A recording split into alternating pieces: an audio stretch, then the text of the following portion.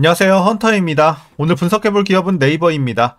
자, 네이버 최근까지 약 2년 넘게 계속해서 박스권에 좀 갇혀있는 모습입니다. 다만 이제 올 초까지 상당히 좋은 흐름 이어왔었고 박스권 상단에서 다시 한번 큰 조정 받았다가 출발하고 있는 최근의 분위기입니다. 자, 이런 상황에서 앞으로도 지금의 반등세 계속 이어갈 수 있을지 분석을 통해 알아보도록 하겠고요.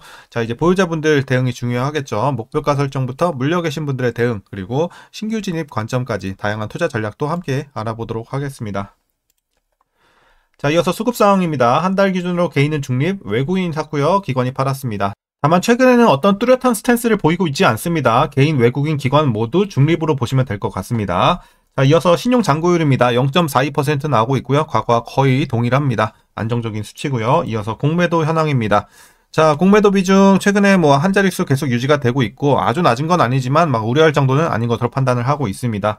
자, 이에 따라서 이제 대차 잔고도 보시게 되면 최근에 좀 올라왔다가 다시 한번 좀 안정을 찾고 있는 분위기 나쁘지 않아 보입니다. 자, 이어서 동사 재무제표 분석 들어가 보도록 하겠습니다. 먼저 2020년도 매출부터 보겠습니다. 5조 3천, 6조 8천, 8조 돌파, 9조, 10조, 올해는 11조 넘어가면서 거의 12조 근접할 것으로 보여지고요. 자, 내년에는 13조, 후년 14조 돌파, 이런 식으로 계속해서 꾸준한 우상향 기대가 되고 있습니다. 자, 영업이익 보겠습니다. 1조 2천, 1조 3천, 횡보 이후에 1조 4천, 1조 9천까지, 그리고 올해는 2조를 넘기면서 계속해서 최근에 우상향은 여전히 괜찮아 보입니다. 내년 후년도 상당히 괜찮고요. 이어서 당기순이익도 올해는 좀 아쉽지만 좀 쉬어갑니다. 전년과 거의 비슷한 수준 혹은 약간 눌릴 것으로 보여지고 있고 내년부터 다시 한번 올라갈 것으로 보여지고 있습니다. 그래서 전반적으로 나쁘지 않아요, 올해.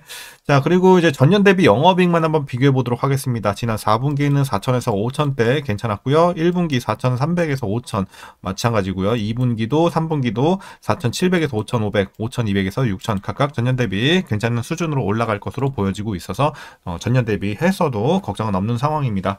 자, 이어서 부채 비율 살펴보도록 하겠습니다. 과거 100에서 40까지 내려왔고요. 꾸준하게 오랜 기간 유지가 됐습니다. 올해는 더 낮아진 38 정도, 그리고 내년, 후년에도 거의 비슷한 수치. 자, 그래서 전반적으로 부채가 위험한 적은 한 번도 없었고요. 이어서 ROE 보겠습니다. 자, ROE가 어쨌든 최근에 3, 4, 7, 이런 좀 올라가고는 있긴 합니다만, 아직은 좀 미미한 수준이긴 합니다. 두 자릿수 진입까지는 상당히 좀 오랜 시간이 걸릴 것으로 판단이 되고 있습니다. 수익성 나쁘진 않지만 좋은 상황도 아닙니다. 자, 이어서 EPS 보겠습니다. 자, EPS도 꾸준하게 우상향하고 있습니다. 올해도 괜찮고 향후도 나쁘지 않아 보입니다. 자, 그리고 이제 배당금 보시게 되면 올해는 전년 대비 소폭 올라간 1244원 예상이 나오고 있고요. 만일 이대로 배당을 하게 된다면 현재 종가 기준으로 계산했을 때 배당 수익률 약 0.65% 기대해 볼 수 있겠습니다. 배당은 좀 다소 소소한 점 참고하셔야 되겠고요. 마지막으로 현재 PER은 15.58배, PBR은 1.06배 나오고 있습니다. 그리고 현재 주가 밸류에이션 상황은요. 지금은 적정 주가라고 판단을 하고 있습니다. 거의 제값받고 있는 구간입니다. 그래서 지금은 그렇게 비싸지도 싸지도 않은 구간으로 말씀드리도록 하겠습니다. 자, 그럼 이어서 동사 관련 이슈 한번 살펴보도록 하겠습니다. 먼저 1분기 실적입니다. 매출은 전년 동기 대비 10.3% 증가, 영업이익은 15% 정도 증가하면서 호실적을 기록을 했습니다. 자, 그 배경으로는 일단 AI 기반 쇼핑 앱 네이버 플러스 스토어 출시 등 커머스 경쟁력 강화로 커머스 광고 매출이 역대 최대치를 기록을 했습니다. 그래서 1분기 괜찮았고요. 자, 다만 좀 우려가 나왔죠. 애플 부사장이 최근에 어떤 얘기를 했냐면 인공지능 사용량이 증가하면서 검색 엔진 이용이 줄었다라고 하면서 지난 4월 애플의 브라우저인 이 사파리 있죠? 사파리 내 검색량이 처음으로 감소했는데 인공지능이 이를 좀 이제 대체하는 이용하는 이들이 계속해서 좀 늘고 있기 때문이다라고 분석을 했습니다. 이에 대해서 이제 네이버 측에서 최수연 대표가 어떤 얘기를 했냐. 자, 생성형 AI로 인한 악영향은 우리는 보이지 않는다라고 선을 그었습니다. 그리고 AI의 영향력은 비상업적이고 정답형 비중이 높은 경쟁사에 영향을 미치고 있다는 내용인데요. 특히 이제 네이버는 정답형이 아닌 탐색형 정보를 제공하는 데 집중한다는 방침입니다. 그래서 여기서는 좀 자유롭다 이렇게 발언을 하면서 완전히 선을 그었습니다. 자, 그리고 네이버는 자체 컨텐츠와 데이터를 검색할 뿐만 아니라 발견과 탐색, 쇼핑과 플레이스 등으로 연결하면서 AI가 대체할 수 없는 생태계 기반의 독보적인 플랫폼 경쟁력을 확보해 나가고 있고요. 이용자 경험 고도화와 이제 서비스 및 광고 기술의 점진적 변화를 통해서 역량을 강화해 나갈 예정이라고 합니다. 그래서 기대를 해보면 좋겠고요. 자, 이어서 업황이 부진한 가운데 이제 플러스 스토어 성장 기여에 대한 불확실성으로 최근에 주가가 또 하락을 했는데요. 자, AI 중심이 아닌 기존 사업 고도화 전략을 취하고 있어서 성장 속도에 대한 이제 투자자들의 눈높이가 높아지고 있는 현재 상황입니다. 자, 그래서 이들의 눈높이를 충족하기 위해서는 시간이 좀 필요해 보이고요. 자, 그리고 광고 커머스 업황은 여전히 부정적인 가운데 경쟁을 심화하고 있는 시장의 상황입니다. 작년 하반기 실적이 올해엔 높은 기저부담으로 작동할 것으로 보여지고 있고, 작년 4분기 290억 원에 달했던 야후, 라인 야후 있죠? 이쪽 정상금도 올해 대부분 제거될 것으로 추정이 되고 있습니다. 이런 부분은 좀 아쉬운 상황. 자, 그리고 이제 최근 네이버는 컬리와 전략적 업무 제휴를 맺었습니다. 컬리는 네이버 플러스 스토어에 입점을 해서 신선식품을 판매할 예정인데요. 네이버는 약점이었던 신선식품 부문을 강화는 하겠지만 단기 거래액은 좀 거래 기여는 미미할 것으로 예상이 되고 있습니다. 그래서 다소 아쉬운 부분도 있습니다. 자, 이제 마지막 이슈는 이제 웹툰 쪽인데요.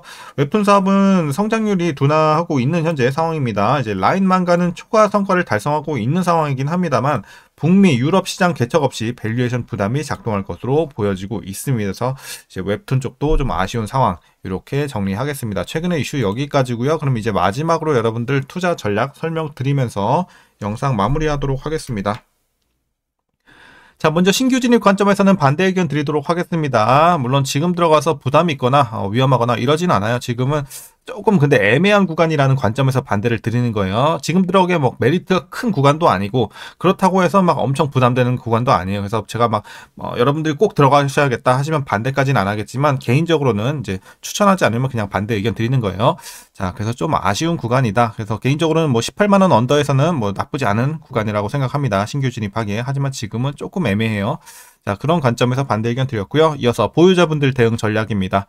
자, 먼저 목표가부터 설정하도록 하겠습니다. 23만원 제시하도록 하겠습니다. 뭐 지금 실적도 괜찮은 편이고 업황도 물론 좀 아쉬운 부분도 있지만 향후에 기대되는 점도 많이 있어요. 하지만 뭐 지금 상단을 막 엄청 높이 잡기에는 약간 모멘텀이 부족한 느낌이 있어요. 그렇기 때문에 과거에는 뭐 AI에 대한 기대감 이런 것들로 많이 올랐다면 지금은 이런 것들은 다 반영이 된 상황에서 오히려 이제 새로운 모멘텀이 좀 필요한 상황인데 아직은 그럴 만한 트리거가 보이고 있지는 않습니다. 그래서 조금은 낮춰 잡을 수밖에 없다는 점 참고하셔야 되겠습니다. 그래서 23만원까지 일단 보시되, 자, 여러분들 그러면 익절을 언제부터 해 나가냐? 제가 봤을 때 한 20만원 정도부터 슬슬 해 나가시면 될 것 같아요. 그래서 20만원부터 익절 해 나가시다가 최종으로 23만원까지 볼 것.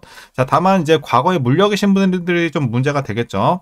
그분들은 사실 여기서 만족이 안 될 것이기 때문인데 일단 제가 주봉상 볼게요. 자, 이제 마지막으로 위에서 물려 계신 분들 대응 전략 설명을 드리면 여기에 제가 라인을 다시 표시할게요. 목표가가 23만원이었죠. 자, 23만원 목표가고, 자, 고점에서 물리신 분들도 과거에 많이 형성이 되어 있을 수 있어요. 물론 여기서 이제 어느 정도 평단 관리가 됐겠지만 목표가 밑으로 빼기에는 부담스러운 분들도 많이 있을 거라고 판단을 합니다. 그래서 제가 라인을 하나 더 드릴게요. 보조 라인을 31만원, 대충 이 정도 하나랑 이제 22만원 드리도록 하겠습니다.